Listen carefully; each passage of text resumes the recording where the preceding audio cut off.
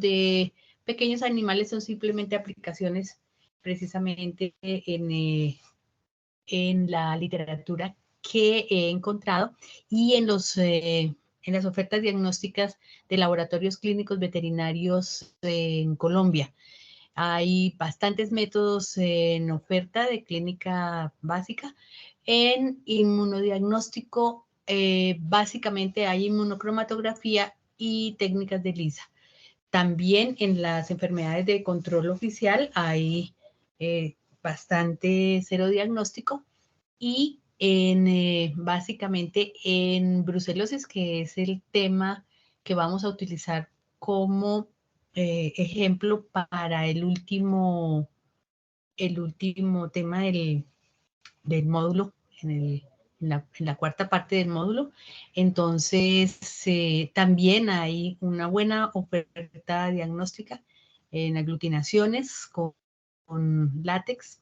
Hay bastantes pruebas que están ofertadas y que están al menos anunciadas en la parte final de esta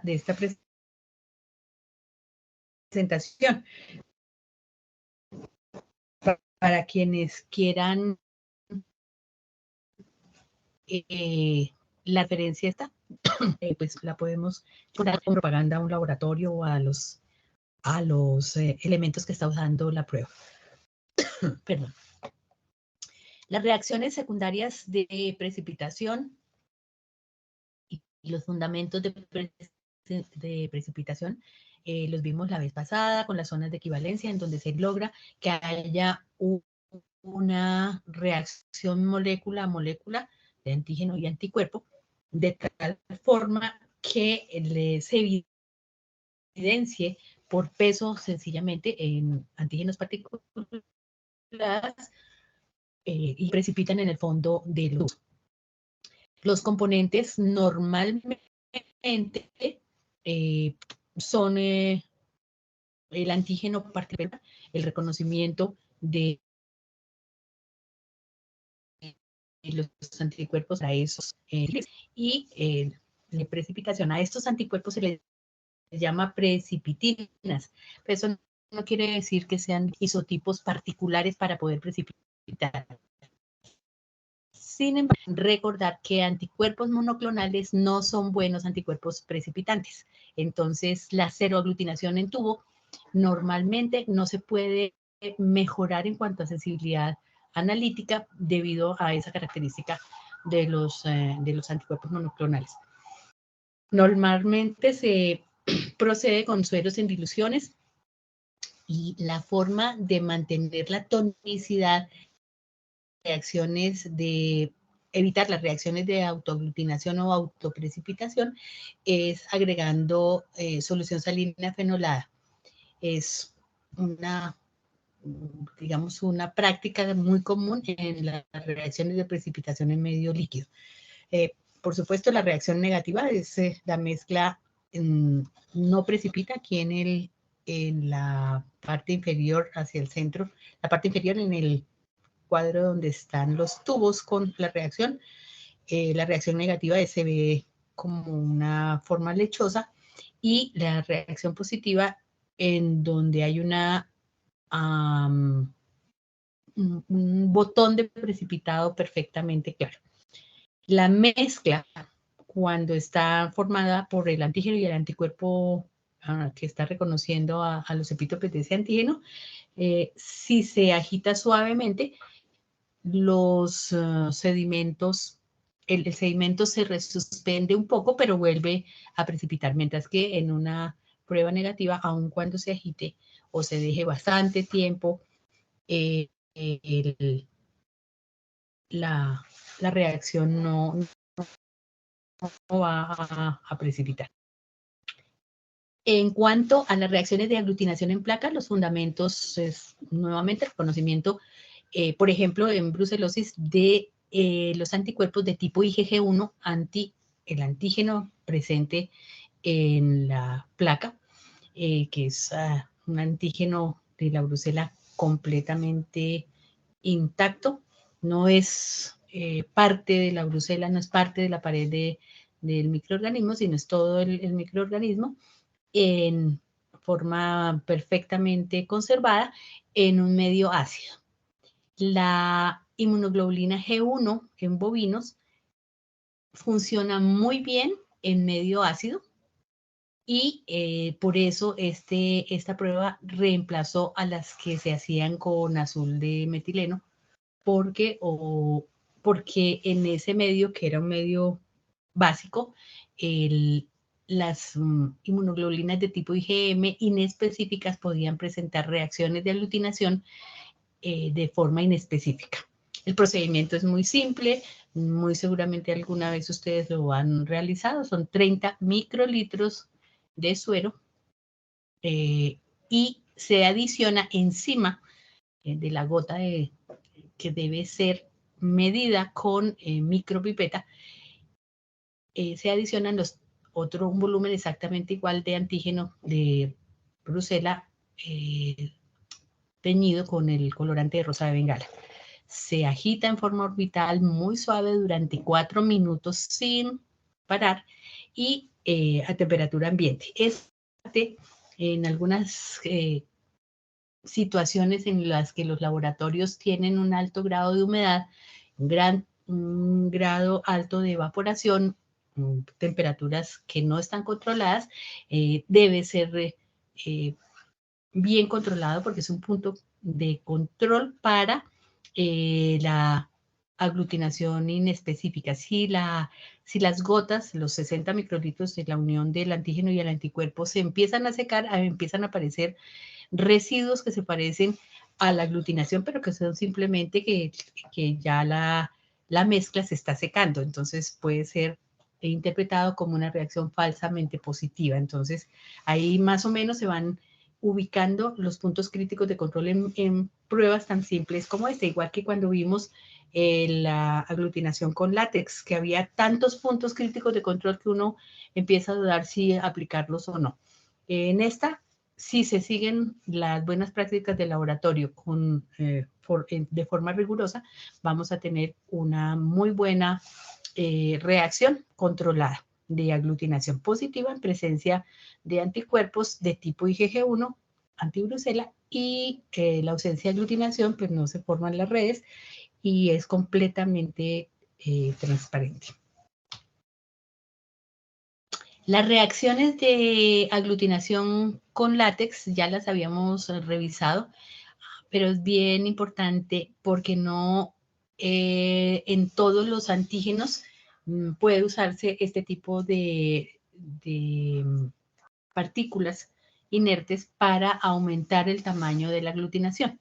Habíamos visto la vez pasada que dentro de los ciclos del parásito hay exposición de antígenos a nivel de la membrana de cada una de las fases, en este caso del toxoplasma, y la forma como se puede evidenciar la aglutinación en cada uno de los fases sería aislando cada uno de los antígenos, y eso desde el punto de vista práctico es muy, muy dispendioso. Entonces lo que se hace son preparados que expongan los antígenos de membrana que son importantes en la replicación, durante el ciclo de replicación de parásito. En este caso es un antígeno de un peso molecular intermedio de tipo proteico de 31 kilodaltons, que es un peso molecular bastante manejable, y la inducción de anticuerpos monoclonales se hace contra ese antígeno de membrana del Toxoplasma gondii.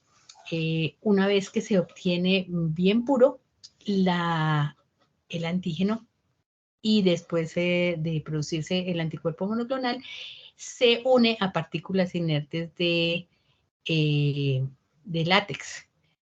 Y es esa la marcación que podría llamarse la conjugación si fuera una enzima, pero no, pues por supuesto que no lo es.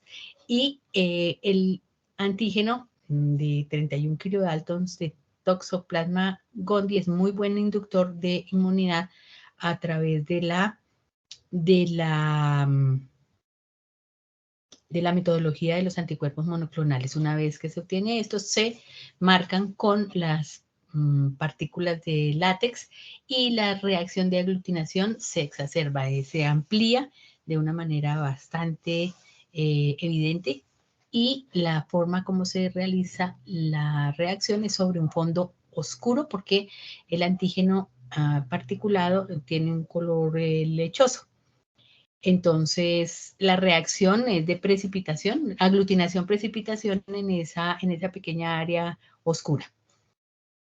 Las recomendaciones y las limitaciones también las habíamos visto rápidamente en la presentación, en la primera presentación de fundamentos de pruebas de inmunodiagnóstico, pero aquí la traigo a colación nuevamente es porque es bien importante para la interpretación de los resultados que haya un control sobre todas las fuentes de variación que pueden producirse en la reacción de aglutinación. Entonces ya lo habíamos visto que si hay pacientes inmunodeprimidos pueden dar una reacción falsamente negativa, que puede haber reacciones cruzadas, que hay anticuerpos heterófilos que están reaccionando en esas reacciones cruzadas y dando resultados falsamente positivas. Y todas las reacciones deben ser conformadas por pruebas de más sensibilidad y más especificidad diagnóstica. Entonces, sí se puede hacer, sí tiene una muy buena especificidad analítica y una buena especificidad diagnóstica,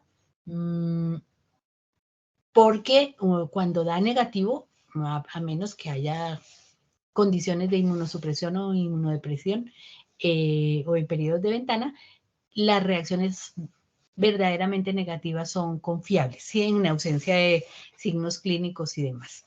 Y en ausencia, por supuesto, de contextos epidemiológicos asociados con la toxoplasmosis.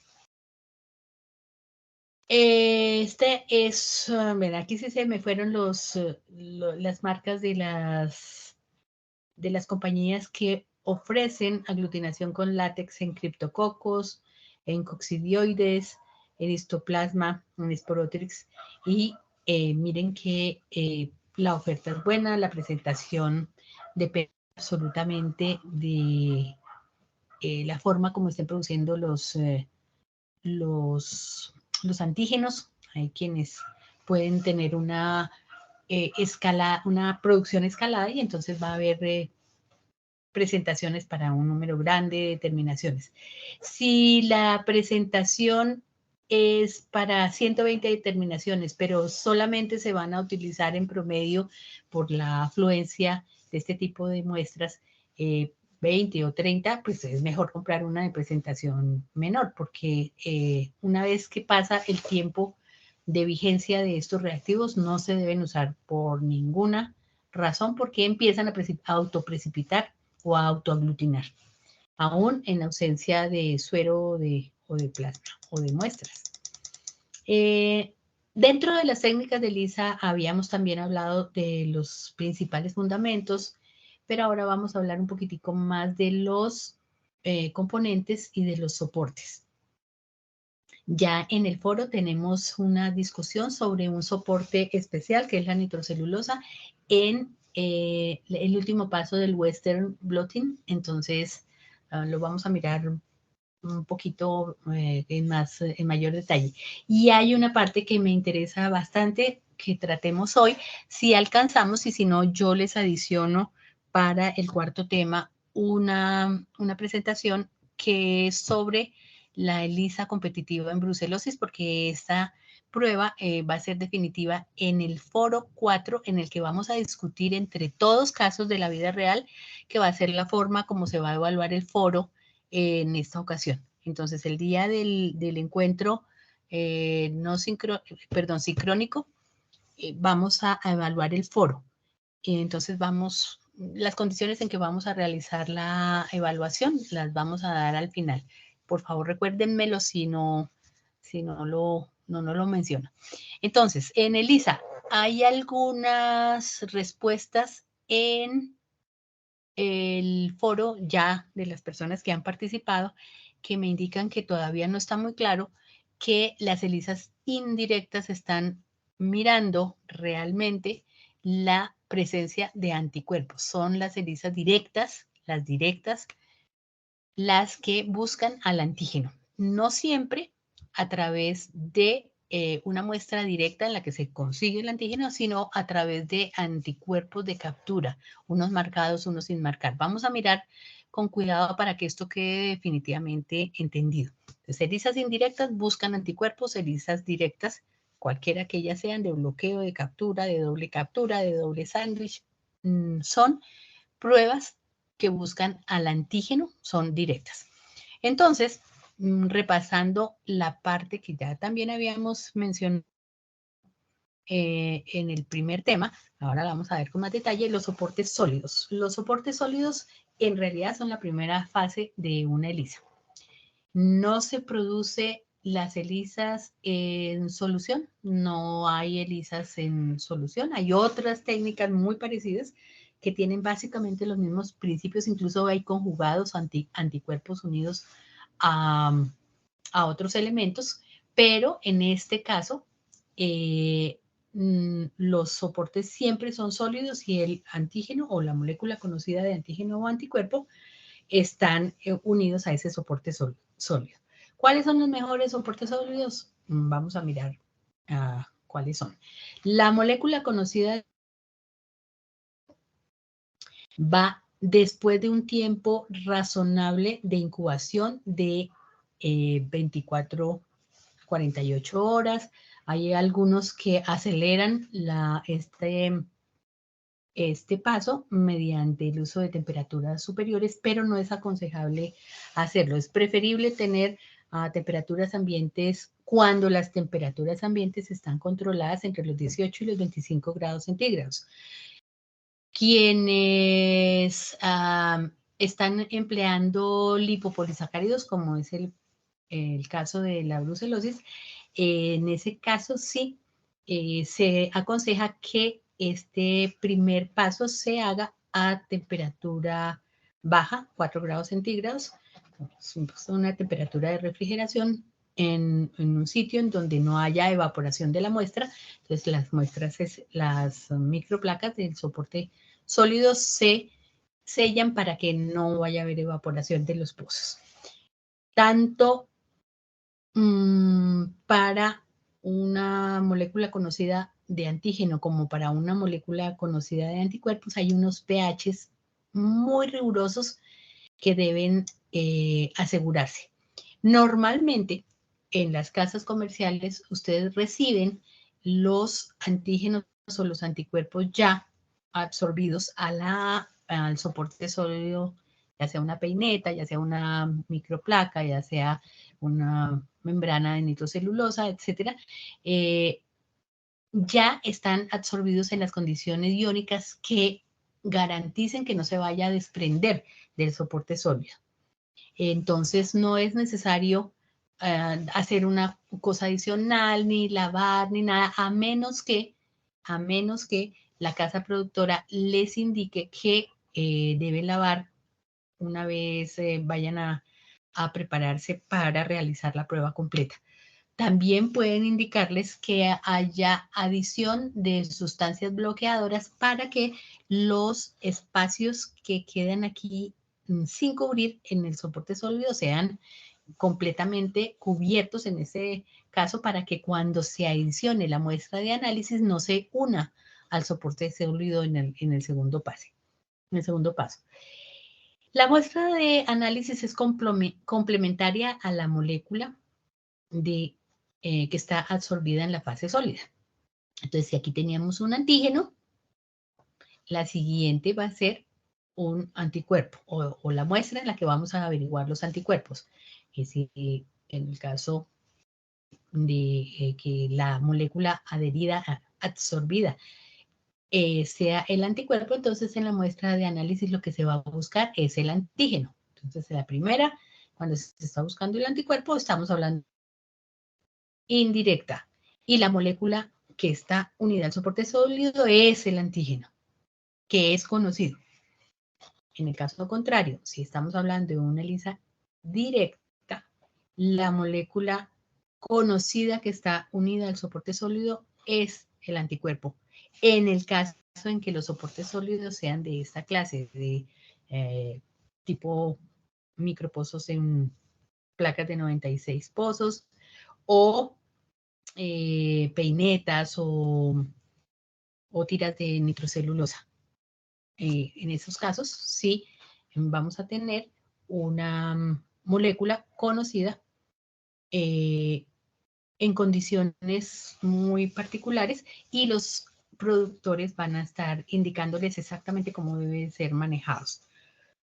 Cuando no es así, cuando el soporte sólido es en sí mismo un tejido, pues vamos a decir, en la inmunoperoxidasa, lo que se tiene es un tejido soporte que es susceptible, que puede ser de un tejido o de un corte histopatológico elaborado en el laboratorio correspondiente. En ese es en el que vamos a buscar el antígeno. Entonces, el soporte sólido es el cultivo de las células o es el corte histológico. Entonces, ya el soporte cambia, pero el principio de la reacción no. Sigue siendo la búsqueda del antígeno si es un tejido o la muestra, si la muestra es complementaria y es conocida en el segundo paso, entonces va a ser de un anticuerpo. Ese anticuerpo se maneja de una manera completamente diferente, lo mismo que el conjugado cuando se va a revelar la presencia de la enzima. Esa adición de la muestra de análisis no es azarosa, tiene que ser controlada en diluciones en concentraciones. El manejo de las diluciones y las concentraciones vamos a verlo en el último tema como una adición, simplemente para que cuando ustedes vayan a la fase presencial al final del módulo, tienen una fase presencial, manejen con más seguridad las diluciones y las concentraciones de los sueros y de las soluciones en que se montan esas diluciones. Entonces, eso lo vamos a ver en el cuarto tema. Una vez que se ha incubado y que se ha asegurado la dilución en la que van a ser manejadas las muestras, se pasa a un paso de lavado. Los lavados tienen que hacerse en una condición de un detergente neutro que preserve la unión entre el antígeno y el anticuerpo en la primera parte y después que preserve la unión del anticuerpo o del antígeno en la última fase, que es en la adición del conjugado. ¿Por qué? Porque esa unión, a pesar de ser muy específica, puede verse alterada por las condiciones de lavado, por las condiciones de pH, de ambiente iónico en el cual se está desarrollando la ELISA. Entonces, es bien importante que los lavados se hagan de la manera adecuada, de una manera homogénea, de una manera en la que la presión con la que entra el líquido de lavado sea adecuado a las condiciones, a las microcondiciones del soporte sólido en el que está la molécula conocida de antígeno o de anticuerpo. Entonces, para hablar de la ELISA indirecta, vamos a hablar de que en brucelosis vamos a tener una parte de la pared de la brucelosis que es conocida, que está titulada, que se coloca en la fase, en el soporte sólido, a un pH generalmente alcalino, bastante alcalino, pH de 9 en adelante. Molaridades no tan altas, pero sí en unas condiciones de refrigeración en frío, entre 4 y 8 grados centígrados, mejor, más cercana a los 4 grados. Después de 18 horas de incubación, se lava el exceso de antígeno que no se adhirió a las paredes del pozo.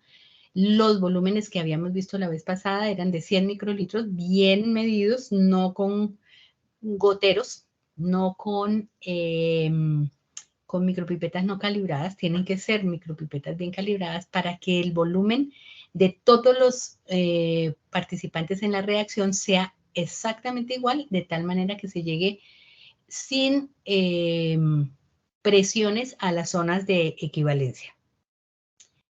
La muestra de análisis se ha titulado de tal manera que la dilución que se usa debe ser hecha de una manera también controlada con micropipeta.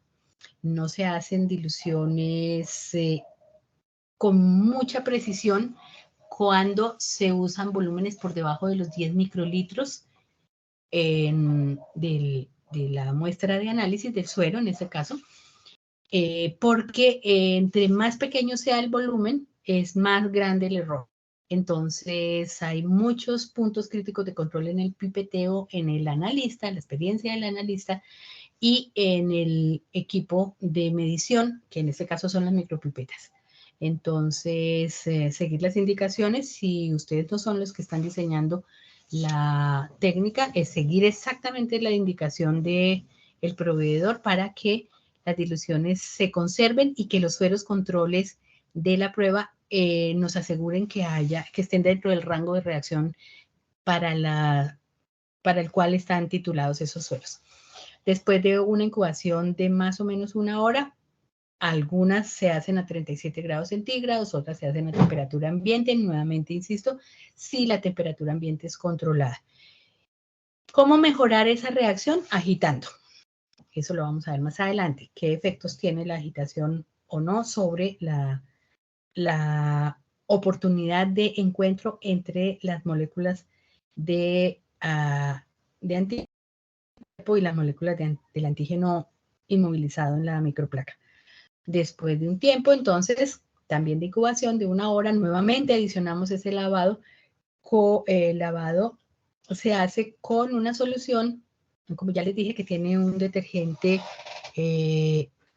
neutro, no iónico, para que se conserve la unión entre todos los reconocimientos de las moléculas. Señora, perdón. Es que creo que nos están pasando las diapositivas, ¿no? ¿Ahí se está moviendo? Ah, sí, sí. Ahí, pues ahí sí. Listo. Lo que pasa es que no me he movido mucho porque después vamos a ver con más precisión algunas partes en particular. No hay problema. Listo, el conjugado. En este momento estoy hablando de las generalidades para después no reiterar este tipo de detalles durante el desarrollo del tema. Bueno, pero gracias por decirme porque quiere decir que están atentos. Listo, entonces, usar el detergente es el detergente que digan en el inserto, que digan las casas comerciales, porque si no, lo más seguro es que detergentes de menor calidad pueden alterar el ambiente, el microambiente iónico de la unión antígeno-anticuerpo. Y lo que vamos a seguir con lo que quiero seguir es con los tipos de soporte. No importa el tipo de soporte, ya sean poliestirenos en las microplacas de 96 pozos o las peinillas que son muy comunes en el laboratorio clínico de pequeños animales, en las membranas de nitrocelulosa o de polivinilo del Western Blotting. Todos los soportes tienen una capacidad máxima o mínima de absorción de los antígenos o de las moléculas que se les vayan a poner inmovilizadas en esa primera parte. Por ejemplo, cuando se hace transferencia de colonias bacterianas para hacer ELISA sobre la colonia, eso se llama colony blot, se parte directamente de las colonias, se adiciona una membrana sobre la caja de Petri que tiene exactamente el mismo diámetro de la caja de Petri, un poquito menor, y después de un tiempo de contacto la membrana en una que está humedecida, en una solución que no vaya a alterar la colonia ni la posición de la colonia, es un poquito densa. Se levanta el círculo de la membrana y se deja secar al aire las colonias adheridas. Después de que se han secado, se fijan. Esa fijación es bien importante porque si no, las colonias, una vez que vayamos a desarrollar la ELISA con los lavados que se requiere, igual que cualquier otro soporte, pues se pueden desprender.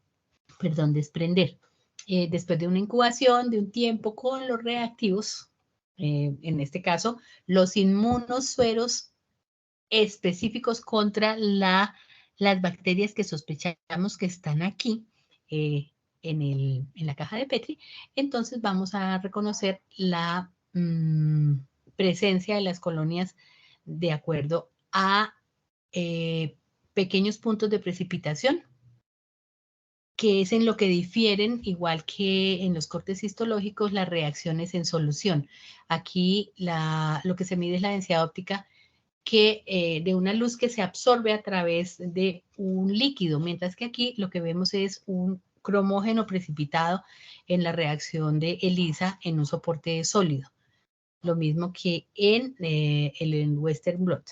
Entonces, miren que no importa el formato en el cual está inmovilizado la reacción, siempre está inmovilizada, pero las formas de revelado no son las de siempre, no se hace con tetrametilbenzidina siempre, no se hace siempre con ahorita vamos a mirar cuáles son los distintos cromógenos que están en el mercado. El soporte el tipo de soporte de la reacción tiene una gran variedad, pero lo que les insistía es que ese soporte lo ha elegido y lo ha seleccionado de acuerdo a un rendimiento de la reacción la compañía productora. La nitrocelulosa es un soporte relativamente económico. La forma en que se consigue es en membranas o en láminas. También se utiliza en círculos. La unión que se hace a este tipo de soporte es no covalente. Esta unión no covalente tiene que asegurarse de tal manera que no se vaya a levantar, se vayan a levantar los antígenos. Por eso era que les decía, en el colony blot debe asegurarse que la colonia no se levante. Mientras que en el polivinilo, en el poliestireno, en las láminas de látex, de nylon o de celulosa, las uniones sí son covalentes, entonces es mucho más estable, pero igual, dependiendo de la pureza y de la capacidad que tenga de la unión, del tipo de antígeno con el que estemos trabajando nosotros, pues van a tener unas condiciones de producción que implican mayores costos y es de acuerdo a lo que la casa productora haya invertido en esa selección y en los criterios técnicos y en la bioquímica que se requiere para que ese soporte sea estable, que van a ir acompañados de precios significativamente altos. Hay uniones dentro del Western blot que también son uniones covalentes. Por ejemplo, como ustedes ya han visto, algo del Western blot, primero se separan el complejo de proteínas, se separan en un gel. Ese gel se rodea de una carga eléctrica negativa para que lo único que afecte el desplazamiento de las proteínas separadas sea su peso molecular. Entonces, todo está inmerso en un ambiente negativo, la corrida va de negativo hacia positivo, y los poros de la poliacrilamida van a permitir que las proteínas que se van separando de acuerdo a su punto isoeléctrico vayan filtrándose de acuerdo a su peso molecular. Las más grandes van a quedar detenidas al principio y las de peso intermedio van a quedar retenidas hacia la mitad del recorrido y las de más bajo peso molecular pues estarán al final del recorrido. De hecho, si uno se descuida en el Western Blot se pueden salir del gel de poliacrilamida los antígenos. Entonces, los antígenos separados de tipo proteico de bajo peso molecular. Tipo de soporte, por supuesto, dependerá del tipo de ELISA que se requiere. Si es un método directo, se debe conocer la composición molecular de ese soporte, la exposición en ese soporte de los epítopes del antígeno de interés y la pureza con la que se esté trabajando, que no haya intervención de otros factores que puedan estar impidiendo la unión de reconocimiento de los antígenos y los anticuerpos.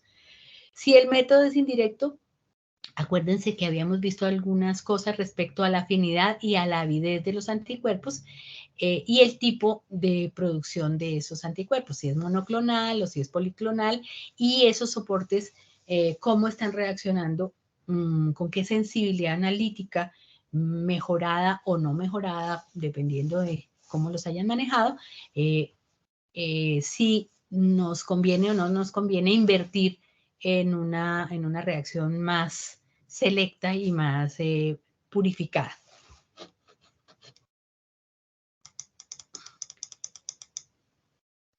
Esta parte era la que les mencionaba, que el paso de adsorción requiere cuantificar la concentración de la molécula conocida de antígeno o de anticuerpo. ¿Por qué? Porque si se pone un exceso, se sobresaturan los espacios. Es decir, que puede haber una gran cantidad de moléculas que puedan estar impidiendo por simplemente disposición molecular que los anticuerpos reconozcan a los epítopes de los antígenos de interés, si es el caso de lisas directas o indirectas. Pero tampoco se puede poner diluido a tal punto que no se dejen, que se dejen espacios sin cubrir. El fondo no solamente es el que debe quedar cubierto. Si ustedes recuerdan, un cilindro pues tiene paredes y aquí estamos viendo un volumen que debe cubrir completamente el fondo y la pared al volumen y a la altura para lo que está diseñada la ELISA. Porque cuando ustedes adicionen el suero o la muestra, esa muestra va a ir en el mismo volumen con el que se sensibilizó la microplaca. Entonces, van a estar reconociéndose también a la molécula de interés o a la molécula de captura en las paredes. Entonces, no se puede colocar un volumen ni superior ni inferior al volumen con el cual se hizo la absorción o la etapa de cobertura. ¿Cómo se ajustan esos volúmenes? De acuerdo a la naturaleza de la unidad esperada.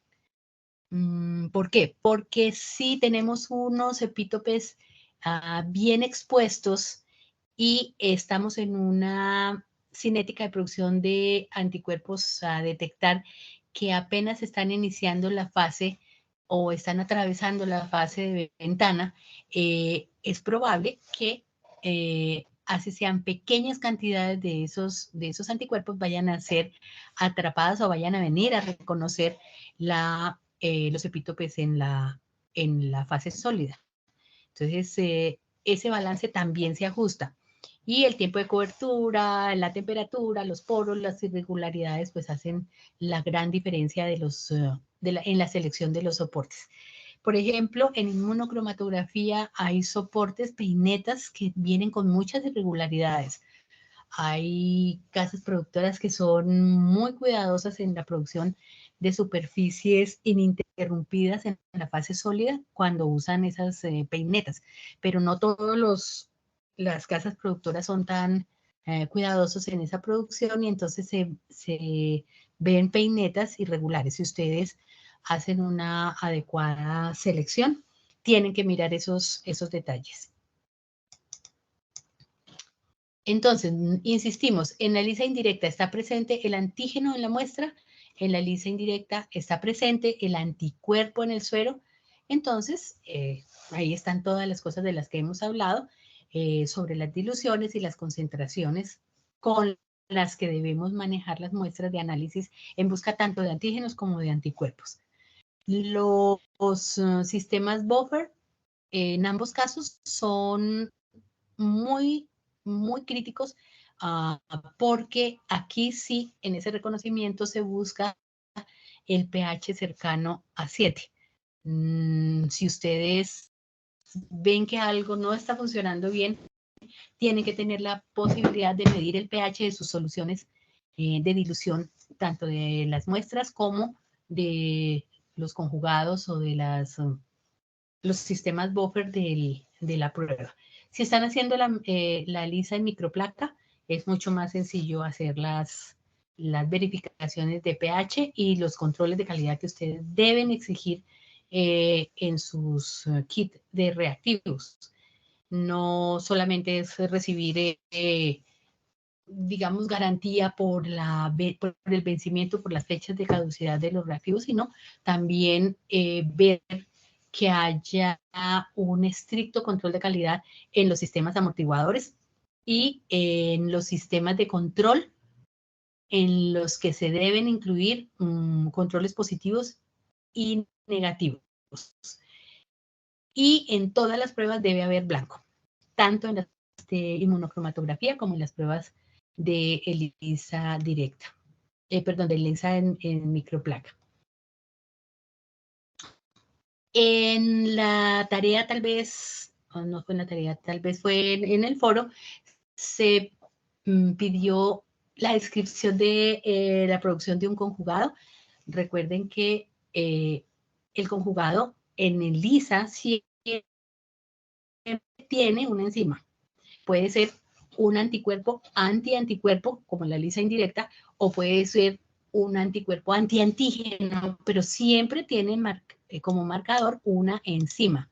Algunas personas estaban describiendo una ELISA con un conjugado con fluorescencia, entonces no puede ser. Eso se puede todavía corregir en quienes hayan participado ya para que hagan las correcciones. Sí existen conjugados diferentes en otras pruebas, como en la fluorescencia polarizada, pero el principio es completamente diferente, aunque lo que se esté buscando realmente es la reacción con una muy alta sensibilidad de tipo analítico y de tipo diagnóstico de la unión del anticuerpo con el antígeno. Ahí sí, ese conjugado marcado, que es un conjugado directo contra el antígeno, contra el anticuerpo, que está conjugado a un fluorocromo.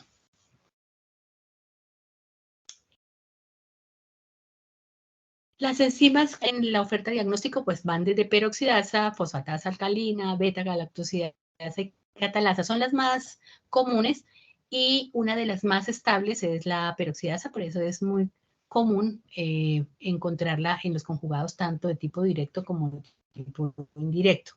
La peroxidasa es de origen de un rábano picante, es muy sencilla de producir. Quienes estén interesados en conocer cómo es la producción de la peroxidasa en la literatura, hay una gran cantidad de sugerencias para hacer, para producir. El sustrato de la peroxidasa es el peróxido de reveladores que indican la presencia de la acción del centro activo de la enzima sobre su sustrato.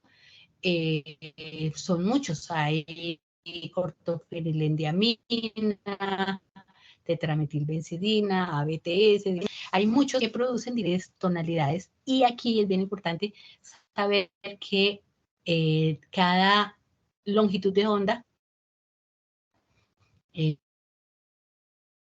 entonces, si ustedes han elegido el OPD o el TMB, como sistema cromogénico, entonces la reacción inicialmente va a ser de color azul y después del frenado, la reacción se vuelve amarilla. Entonces, el filtro que debe tener el lector de LISA no, es el mismo si están usando OPD o TMB o si están usando ABTS o diaminobencidina. Si están usando ABTS, la reacción no se frena y el color es verde y se lee a una longitud de onda de 405, 404, 400 nanómetros. Si se está usando OPD o TMB, el color que inicialmente se produce por el reconocimiento de la enzima por su sustrato es azul, pero en este caso la reacción sí se frena y se cambia violentamente de pH para detener completamente la reacción en un punto, y entonces al cambiar el pH, el sistema de revelado cambia de azul a amarillo.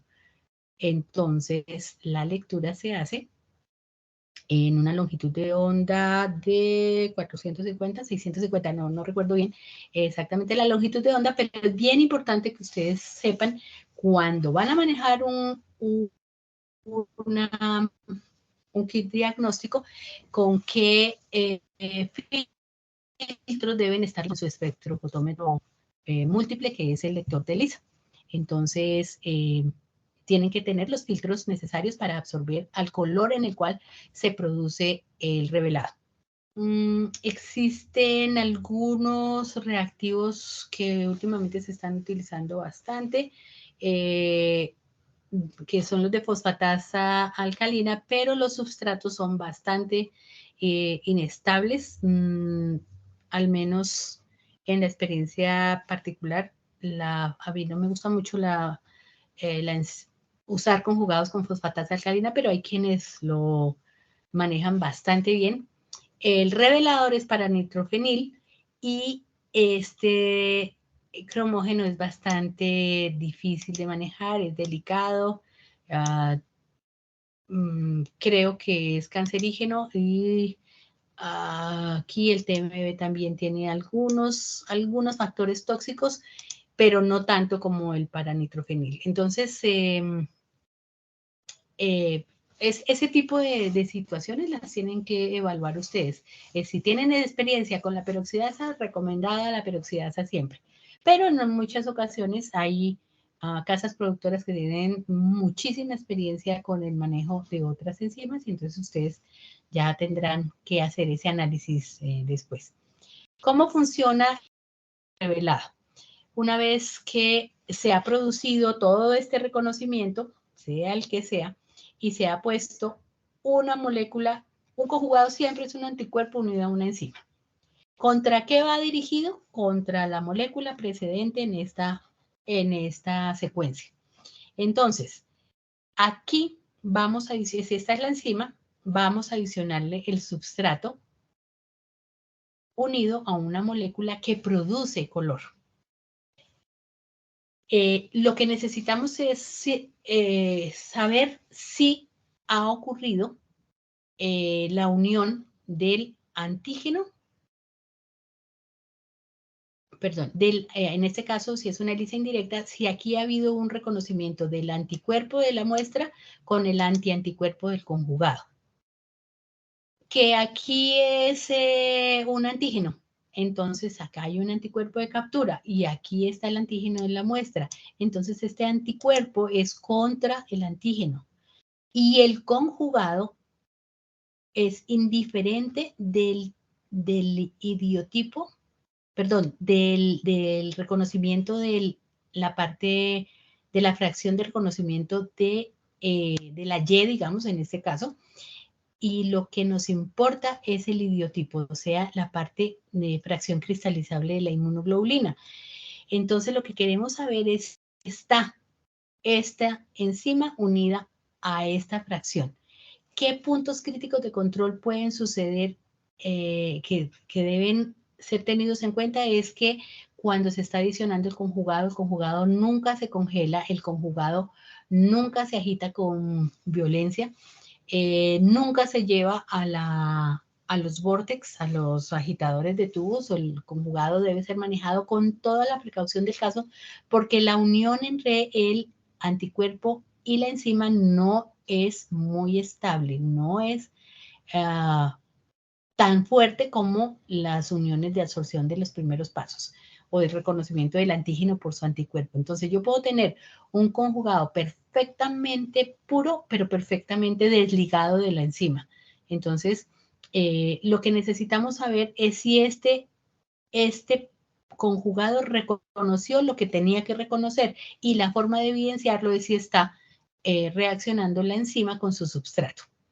Entonces, la forma de hacerlo es adicionando el substrato de la enzima unida en el conjugado y visualizar la acción de del centro activo de la enzima sobre el substrato.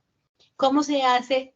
Eso se hace con un sistema de revelado en el que se adiciona ese cromógeno y la reacción se amplifica desde un sistema que no tenía color a una aparición de una señal de color bien clara. La reacción química se esquematiza de la siguiente forma. Entonces aquí vamos a poner simplemente para efectos didácticos, vamos a darle el giro al antígeno, el anticuerpo y el antianticuerpo. Vamos a decir una hélice indirecta. Y aquí tenemos la peroxidasa. Si todo esto se dio, entonces cuando yo le adicione el peróxido de hidrógeno con el cromógeno, que en este momento es incoloro, en el momento en que el peróxido de hidrógeno va a ser reconocido en el centro activo de la peroxidasa, se va a producir un fenómeno de óxido-reducción, se va a liberar oxígeno libre. Este oxígeno libre va a oxidar al cromógeno, que era incoloro y ahora es coloreado, como su nombre lo indica. El peróxido se convierte en agua y el cromógeno incoloro se convierte en una señal de color muy, muy fácilmente reconocible. En las pruebas de inmunocromatografía que no usan oro coloidal, sino que usan conjugados enzimáticos, la reacción de color es de precipitación, o sea que no tienen una solución como en los pocillos, sino tienen seguramente diaminobencidina, que es la que precipita y forma una bandita, que es la que se reconoce como una reacción positiva. Y en las bandas control, una banda perfectamente reconocible de color. Pero esta es la reacción, entonces es una función de liberación. Cuando se empieza a catalizar el peróxido de hidrógeno en el centro activo de la peroxidasa, se libera oxígeno, el peróxido de hidrógeno se convierte en agua y el cromógeno empieza a dar señal de color porque este oxígeno viene a actuar directamente sobre el cromógeno. Entonces, si el suero contiene anticuerpos contra el antígeno, el conjugado anti-IgG más peroxidasa se habrá unido. Entonces, al agregar el substrato de la enzima más el cromógeno, habrá catálisis en el centro activo y oxidación del cromógeno, que ahora tendrá color. Entonces, miren que la reacción es clara, pero para que eso suceda, para que esto diga lo que debe decir, que es que está la molécula que estábamos buscando, la peroxidasa tiene que estar unida al anticuerpo, al antianticuerpo o al antiantígeno, lo que sea el conjugado, es importante que esté bien unida. Si no, vamos a decir que la peroxidasa está libre, que aquí no hubo reconocimiento, pero la peroxidasa sí está en la reacción y puede producirse un falso positivo por un mal manejo mecánico del conjugado. Eso es a lo que iba cuando les digo que hay que tener puntos críticos de control en cada uno de los pasos. Hay que reconocer qué es lo que puede implicar la adición de un sistema de revelado de la reacción cuando está inmerso un proceso químico que es delicado. Por ejemplo, otro punto crítico, además del conjugado, es el del manejo del peróxido de hidrógeno. No todos los peróxidos de hidrógeno que vienen en los kits comerciales vienen a un alto porcentaje. Normalmente vienen entre el 3 y el 5%. Entonces, si este peróxido en el sistema de revelado no se maneja con cuidado, se deja abierto. Una mala práctica de laboratorio es dejar las tapas de los frasquitos en los que vienen los sistemas de revelado, dejarlos abiertos mientras uno está preparando las otras soluciones, porque sencillamente el peróxido de hidrógeno se vuelve agua al estar en contacto con el aire. Entonces, estamos adicionando, en lugar de estar adicionando 2 moléculas del peróxido de hidrógeno, estamos adicionando agua. Y la reacción pues va a ser falsamente negativa. El cromógeno sí no se protege de la luz, este es sensible a la incidencia de la luz y cambia de color si uno deja abierto el frasco o si mantiene los cromógenos en envases que no sean protegidos totalmente de la luz. Normalmente son de tipo ámbar o de tipo de recubrimiento como de aluminio para preservar completamente al cromógeno del ingreso de la luz. Entonces, miren, puntos críticos de control en la ELISA. Esta sí ya la habíamos visto, algunas modalidades de ELISA directa en las que estamos buscando al antígeno. Entonces, de aquí únicamente estamos buscando antígeno y aún así, miren todas las formas de diseño de ELISA en las que el principio de reconocimiento de la enzima por su substrato se conserva. Por ejemplo, en la ELISA directa, ¿qué ocurre en distemper? Algunos describieron bastante bien esta técnica. Lo que se busca es el antígeno en una muestra. Entonces, esa muestra puede ser de tejido, directamente de tejido, y lo que se adiciona es un anticuerpo antiantígeno, o sea, antidistemper. Y ese anticuerpo está marcado con una enzima. El desarrollo de una prueba positiva da un color intenso en ese tejido. La ELISA directa de captura también busca antígeno. La diferencia es que aquí en la fase en la fase sólida hay un anticuerpo exactamente igual a este que es antiantígeno. Ambos son el mismo antígeno, pero el que se usa como detector pues tiene la enzima. Entonces aquí la tenemos el anticuerpo que va a reconocer al antígeno. Lo captura, lo inmoviliza en un sistema antígeno-anticuerpo y después de un tiempo de incubación se adiciona el conjugado que también es antiantígeno. Si aquí estaba en la muestra había el antígeno, pues se va a formar un sándwich que se favoreció por la presencia de un anticuerpo de captura contra ese antígeno. Y esta forma de aumentar el tamaño de la reacción mediante adición de más pasos es para aumentar la intensidad de la señal al final. Entonces, en esta ELISA directa hay un anticuerpo de captura, otro anticuerpo exactamente igual al que había inmovilizado, pero se adiciona en fase líquida, se deja incubar un tiempo y después se adiciona un conjugado anticuerpo de captura. Si este anticuerpo de captura fue hecho monoclonal, este anticuerpo tiene que ser antirratón. Si el anticuerpo monoclonal se produjo en ratón. Si este es un anticuerpo conocido y purificado de un cerdo, por ejemplo, entonces este anticuerpo, que es el del conjugado con la enzima, tiene que ser una inmunoglobulina anticuerpo de cerdo. Si ven que las modalidades tienen que mirarse con cuidado, no se necesita de una gran capacidad de visualización gráfica, simplemente es hacer el diseño y darse cuenta de que si lo que yo estoy buscando antígeno, no le puedo estar colocando un anticuerpo, un conjugado anti-IgG. Si yo estoy buscando un antígeno, no puedo estar colocando aquí un anticuerpo anti-IgG, porque muy seguramente se me irá por aquí.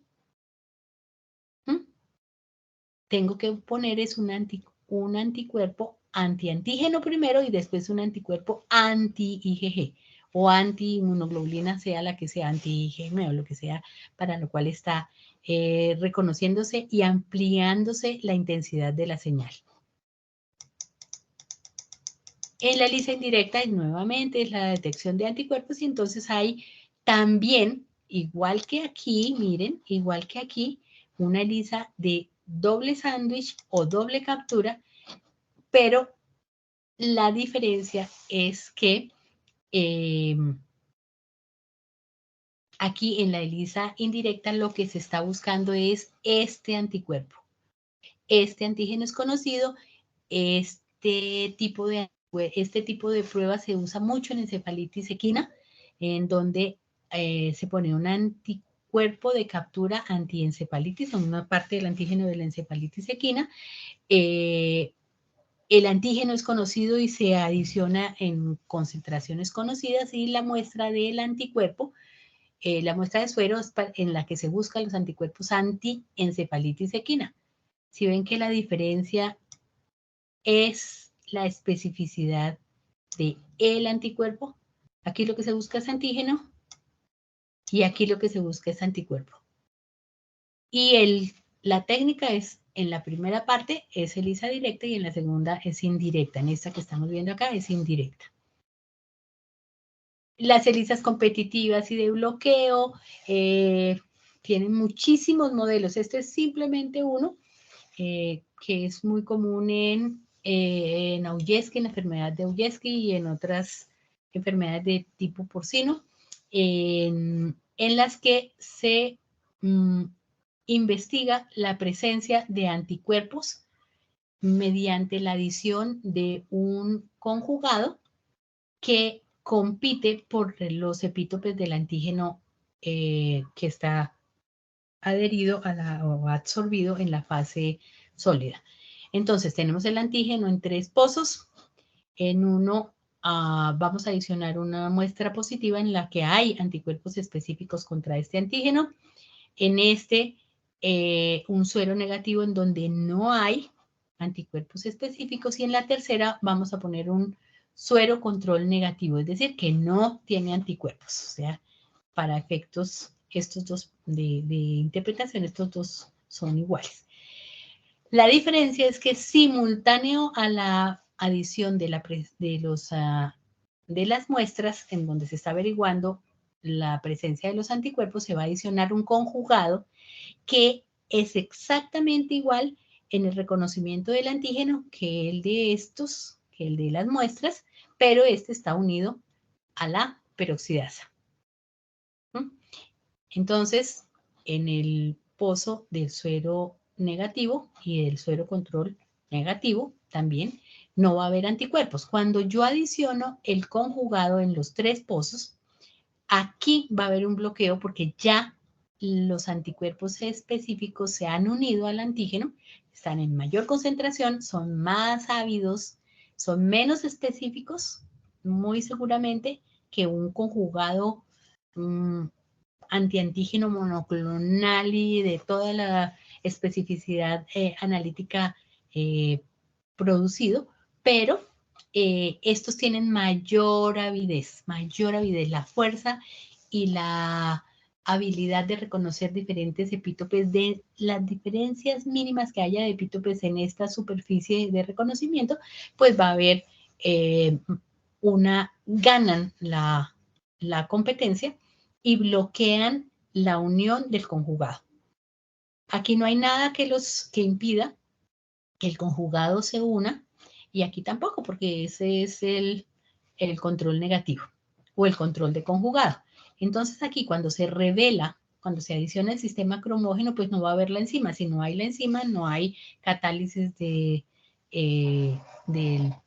el sistema de revelado del peróxido de hidrógeno o del que sea, y no se va a producir color, mientras que si en el control negativo se produce color y en el otro pozo en donde no sabíamos si había o no había anticuerpos, también se produce color, quiere decir que aquí no hay anticuerpos. Y en el que no se produce color, sí había anticuerpos que bloquearon la unión del conjugado. En la ELISA competitiva en brucelosis el principio es completamente diferente, pero eso lo vamos a ver también un poco más adelante. Recursos para las pruebas de ELISA, pues el principal, por supuesto, es el conocimiento. El recurso humano es la base de la construcción de un buen diagnóstico. Si ustedes se preparan para hacer diagnóstico bien contextualizado, bien respaldado por el conocimiento, pues es el principal recurso.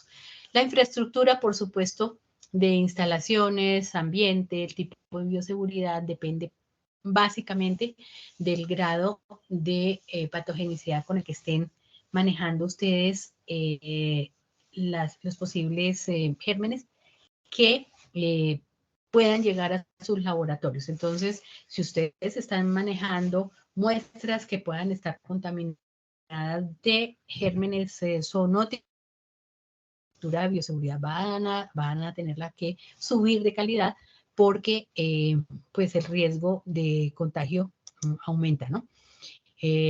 Los equipos los hay desde los más básicos, como son los lectores que tienen inserción manual de filtros y lectura individual de placa, en la que solamente se dan lecturas de densidad óptica y nada más. Y entonces todos los cálculos para definir si un suero dio una reacción positiva respecto a los controles o no, pues va a ser manual y va a ser un poquito más dispendiosa, pero los hay totalmente integrados a los programas en los que se hace completamente automatizado el proceso.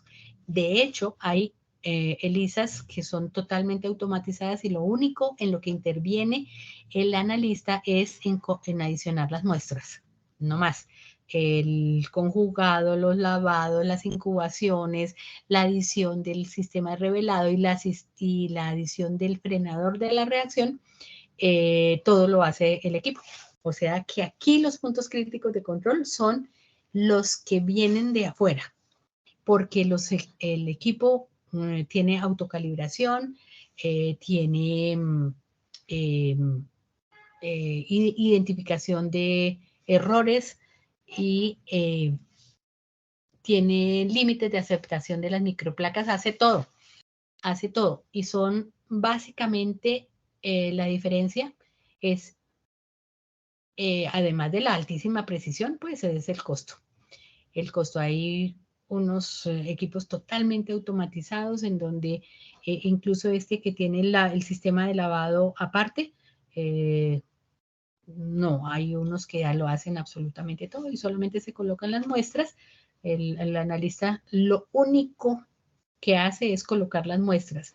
Ni siquiera en los micropos hay un depósito acá en donde se colocan las muestras, se coloca un volumen de más o menos 500 microlitros por cada muestra y el equipo toma la muestra exactamente en el volumen en que se le programa que lo haga.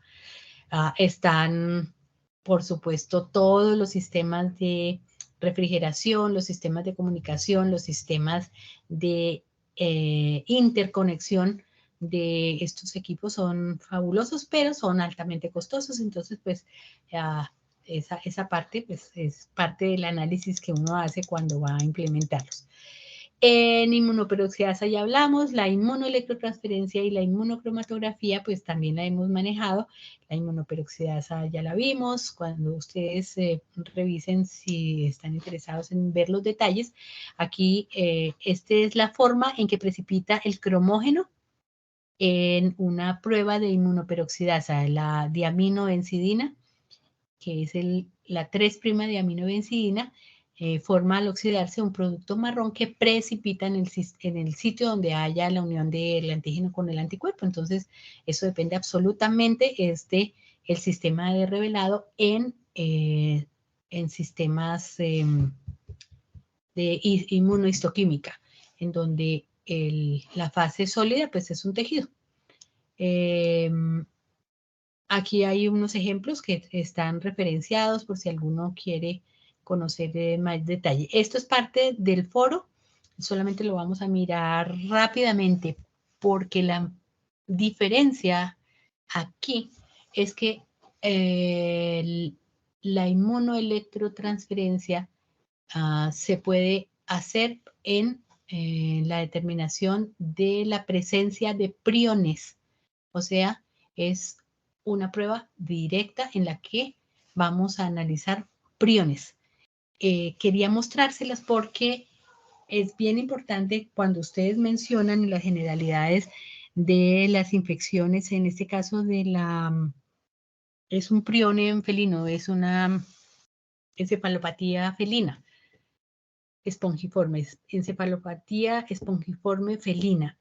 Esa encefalopatía es de un periodo muchísimo más corto que pues, también porque la vida media de los felinos es inferior al de los bovinos, pero la vida media de la enfermedad como tal. En los felinos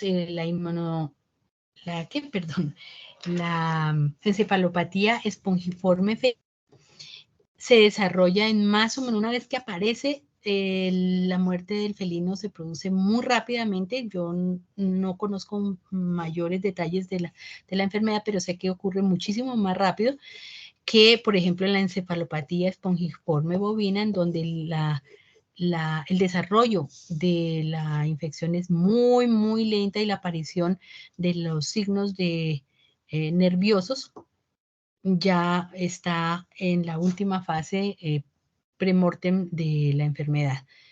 Entonces, lo que las hace comunes es la aparición de proteínas priónicas. La proteína priónica tiene unos dobleces completamente diferentes a los de la proteína celular normal y es la aparición de esos dobleces los que hace que aparezca la enfermedad. ¿Cómo se produce? ¿Quién la induce? ¿Cuáles son las características de esos priones? ¿Por qué no se puede hacer biología molecular ahí? Es lo que ustedes deben discutir en el foro. Estamos hablando de una conformación molecular completamente diferente a la de ácidos nucleicos. Entonces, esa es la conexión que se hace con la altísima sensibilidad analítica que tiene una prueba de inmunodiagnóstico con la altísima especificidad analítica que tiene una prueba molecular cualquiera de las metodologías, el PCR, RT-PCR, todo lo que ustedes han visto en su módulo de biología molecular. Aquí no estamos hablando de ADN, estamos hablando de proteínas priónicas. Entonces, la parte de discusión que quiero al dirigir el debate del foro es eso exactamente. Cuando ya hay dos participaciones que mencionan la inducción de signos nerviosos ya muy adelantados en los animales afectados y premortem, básicamente, o sea que aquí en suero realmente no se hace básicamente nada. No es en suero, estamos hablando de una prueba directa. Lo que se está buscando es el antígeno. Y en este caso el antígeno no es un virus DNA, un virus RNA, no, ni una bacteria. Estamos hablando de una proteína celular modificada que aparece por algún fenómeno desconocido de transición a nivel de presiones de tipo celular en las que normalmente el diagnóstico definitivo es siempre mortem. Entonces, van a hacer esa discusión con cuidado, miramos qué es exactamente y la utilidad y la altísima la altísima sensibilidad analítica una sensibilidad diagnóstica también alta, pero es una prueba muchísimo más rigurosa, un poco más dispendiosa, se requieren métodos un poquito más sofisticados, aunque realmente tampoco es mucho, pero sí hay bastante manipulación de los métodos y de las muestras. Entonces aquí tenemos la preparación de las muestras que son separadas inicialmente en un gel vertical. Entonces aquí se rodean de una nube electrónica negativa para que solamente se separen estas proteínas por peso molecular. No es por carga, aquí es por peso molecular. ¿Por qué? Porque necesitamos que se separen de acuerdo a un patrón control que adicionamos normalmente en el primer pozo. Entonces aquí ponemos en este primer pozo una muéstrica de un patrón de pesos moleculares conocidos y en los otros pocitos vamos a adicionar del gel, vamos a adicionar las muestras. Ese gel se prepara en unas condiciones de altísima electronegatividad para que en la parte superior del tanque todo esté cargado negativamente y en la parte inferior del tanque se coloque el ánodo, o sea, el ánodo que es el electrodo positivo. Entonces, cuando aplicamos el campo eléctrico, las proteínas van a entrar en los poros del gel que se forman en diferentes densidades, van a entrar y se van a empezar a precipitar en donde alcanzan su punto isoeléctrico. ¿Qué quiere decir eso? Que cuando ya la carga de la muestra en donde está la proteína separada es exactamente igual a la carga que tiene el gel, entonces aquí los que tienen mayor peso molecular se van a quedar retenidos y después los siguientes siguen migrando y van quedándose en sus puntos isoeléctricos a medida que los van alcanzando a través del gel, de tal forma que los de menor peso molecular quedan separados casi al final de el gel. Si estas son las muestras en ese gel, van a quedar separaditas, pero esa reacción no se ve. Esa reacción es totalmente invisible.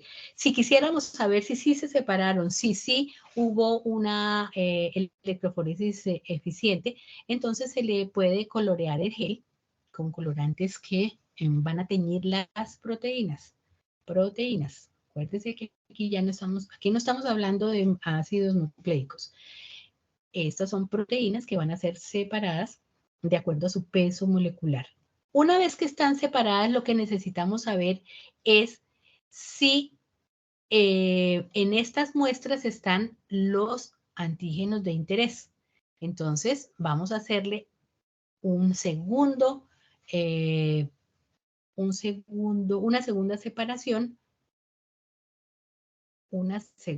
separación en un campo eléctrico, pero ahora el gel va a quedar en posición horizontal. Aquí estaban en la primera fase, acuérdense, estaban en posición vertical. Ahora traemos ese gel y lo colocamos en un emparedado entre papeles de filtro en la parte superior y una membrana de nitrocelulosa en donde van a ser transferidas electroforéticamente las banditas que estaban separadas en la primera parte de la prueba del método, las vamos a transferir desde el gel hacia el papel, también en un campo eléctrico.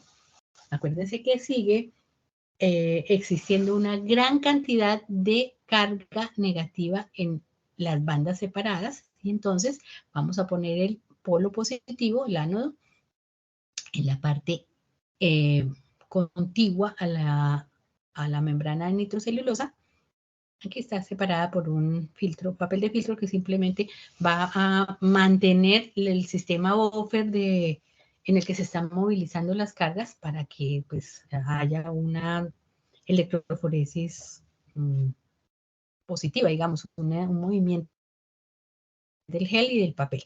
Entonces, estas que estaban separadas aquí en el gel van a transferirse al papel. Una vez que ha terminado el tiempo de la transferencia, las proteínas en la membrana que ya están separadas van a ser reveladas por una ELISA. Hay una inmunodetección. Por eso el método pues en inglés es el Western blot, pero es una inmunoelectrotransferencia.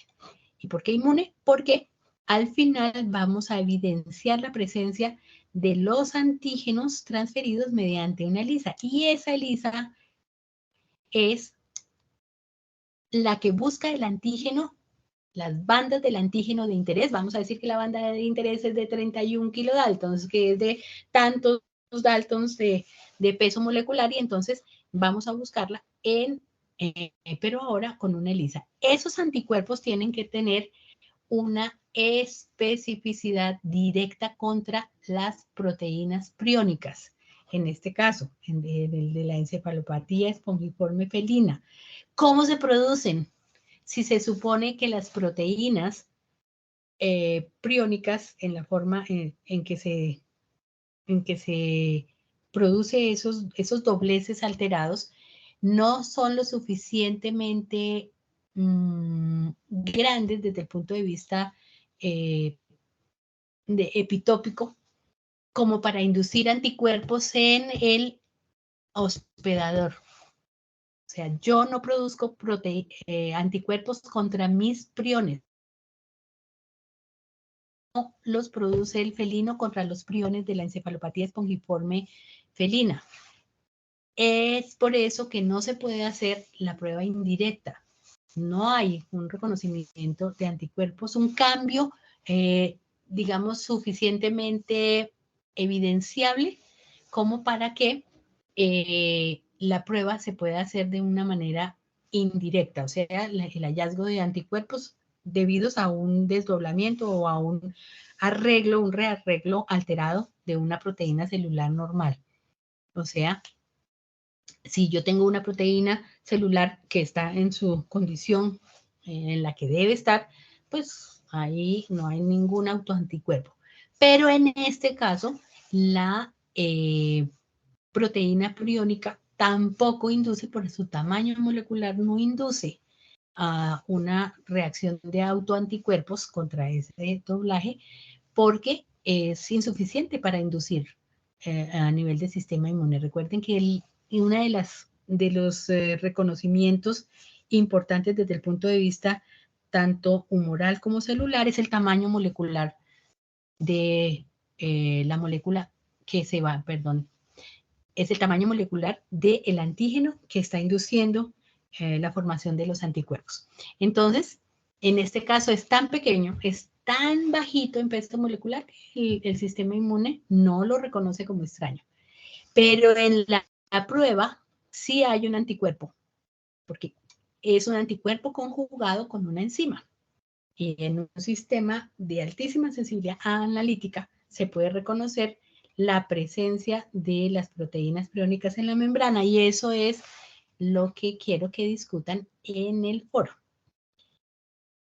En la técnica, al final, simplemente se va a hacer una sección de la membrana nitrocelulosa en donde se van a reconocer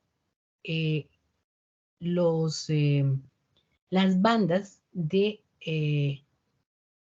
los antígenos que fueron separados en la primera fase y que fueron transferidos en la segunda fase por medio de una ELISA indirecta. ¿Ya? Hay un anticuerpo perdón, este ensayo no, pero aquí hay un error, discúlpeme, esto es una ELISA directa. Se usan anticuerpos primarios dirigidos contra las proteínas de peso molecular de interés. Aquí está mal empleado. Esto es una ELISA directa. Me disculpan ahí, tenemos que corregir eso. En la inmunocromatografía, los componentes son más o menos los mismos. Hay distintos modelos en la forma en que corren las proteínas. Algunos son acelerados, otros no son acelerados.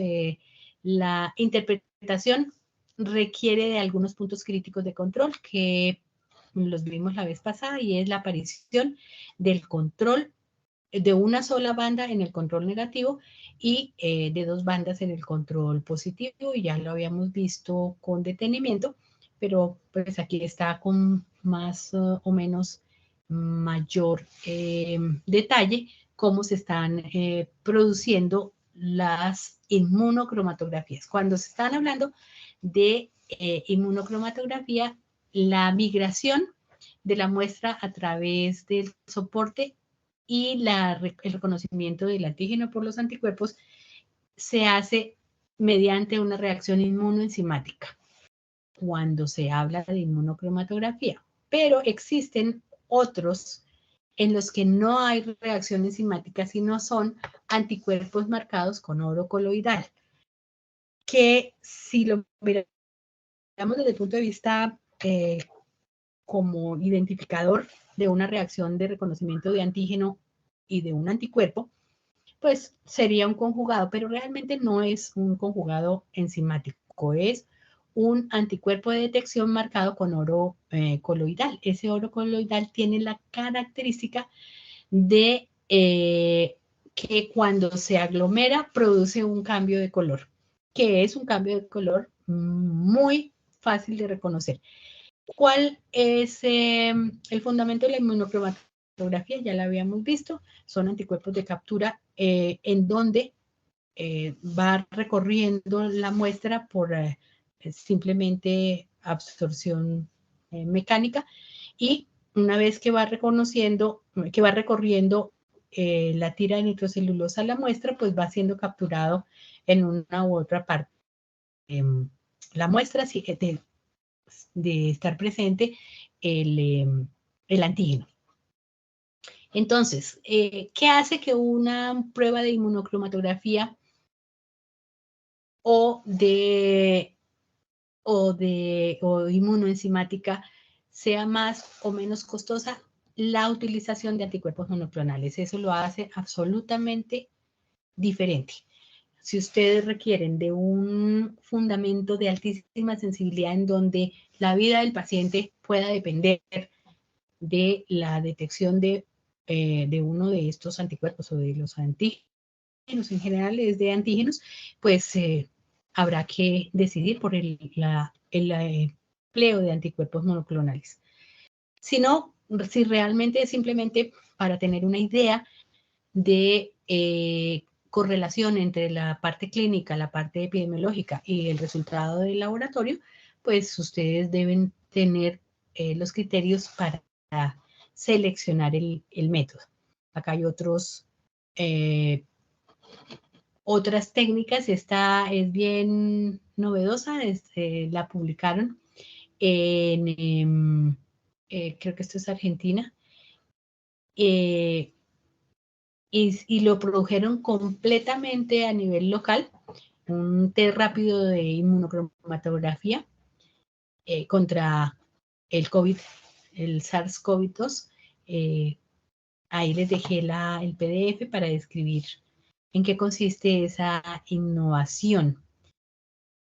En parvovirosis canina hay unos puntos críticos de control que me gustaría que identificaran en estas diapositivas. Les dan incluso como una pipetica plástica que se presiona en la parte del bulbo y una línea control a la que le colocan 100 microlitros para succionar la cantidad de muestra. ¿Qué puntos críticos de control se encuentran ahí? Muestras inconsistentes, excesiva cantidad de materia fecal para el test de parvovirosis canina. Se deben emplear 30 miligramos. Y aquí dice que la figura muestra un escobillón o una torunda con 30 miligramos de heces. Esa es una apreciación bastante gruesa del peso de la muestra cuando se está hablando de empleo de muestras consistentes. Yo no puedo saber cuándo tengo 30 miligramos por el tipo de mancha que se obtiene al hacer el escobilleo y la homogenización del hisopo con el buffer del tubo. Entonces, ven en ese punto crítico de control que puede producir bastante interferencia. Usar el sobrenadante, y aquí no se está usando ni centrífuga ni algo que asegure que las partículas fecales se depositan en el fondo. Se debe pipetear el sobrenadante. No se debe contaminar la muestra con las partículas fecales precipitadas. Miren todo lo que hay que controlar aquí, que es fuente de error en una prueba que puede ser bastante costosa si se están usando monoclonales. No sobrecargar. Aquí dice que aquí van 100 microlitros. Es la forma como está homogenizado el test. Es bastante simplista, en mi opinión, pero pues así funciona y hay laboratorios que hablan de una muy buena consistencia en las muestras. Quienes están utilizando estas pipetas no hablan de tanta consistencia y prefieren usar micropipetas. Bueno, la dispensación de la muestra es crítica porque se debe colocar el volumen para el cual está diseñada la cromatografía. La lectura de resultados dice entre 5 y 10 minutos. Es muy diferente a las pruebas de ELISA en solución. Las pruebas de inmunocromatografía son bastante subjetivas en muchas ocasiones. La aparición de la intensidad de la banda a veces depende mucho de la calibración de los técnicos, de la luz incidente. Estos cromógenos a veces precipitan y después de unas horas desaparecen, por eso no se puede leer después de los 5 minutos. Si pasan esos 10 minutos y empiezan a aparecer dos bandas, no se puede tampoco leer el resultado como positivo. Miren qué significa eso dependiendo de la posición de la muestra, aun cuando el control esté bien. Yo no... Bueno, ahí les dejo la inquietud. Cuando se usa el oro coloidal, las muestras están muchísimo más estabilizadas. Aquí sí está funcionando la sugerencia de que se usen volúmenes exactos en la edición de la muestra. Este es un sistema crítico de filtración que se utiliza mucho en influenza aviar y se usa un anticuerpo monoclonal que al adicionarse sobre las partículas de oro coloidal que están retenidas en una partecita de la nitrocelulosa, cuando llega el anticuerpo monoclonal disuelve el oro coloidal y se une al anticuerpo y lo marca. Entonces, si este anticuerpo se une además con el antígeno de la muestra, pues va a quedar retenido acá. Si no se une porque la muestra es negativa, va a seguir migrando a través de la tira y entonces en la banda en la que debe aparecer el control, siempre debe aparecer el control, pues va a quedar retenido. Esto es un anticuerpo que también es monoclonal, que es de captura contra este anticuerpo, perdón, este es un anticuerpo policlonal que es antirratón y captura al anticuerpo marcado con el oro coloidal, que no está unido al antígeno. Miren, que está perfectamente definida la línea control que indica que el sistema del anticuerpo marcado está funcionando bien y siempre debe aparecer validando la prueba. Hay otros montón de ensayos ofrecidos comercialmente que no solamente tienen que ver con determinación de presencia de antígenos microbianos, sino que también, por ejemplo, hay reacciones para determinar los grupos sanguíneos, el test de protrombina, el de fibrinógeno, otros controles muy usados en inmunodiagnóstico. El inmunoensayo de flujo, la diferencia es que todo se realiza en un tubito en el que está ocurriendo o no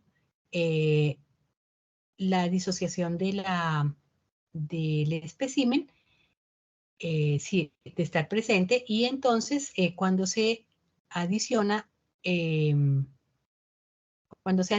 la muestra, lo que se hace es hundir una bandita de nitrocelulosa en donde está separado los antígenos y por absorción empiezan a migrar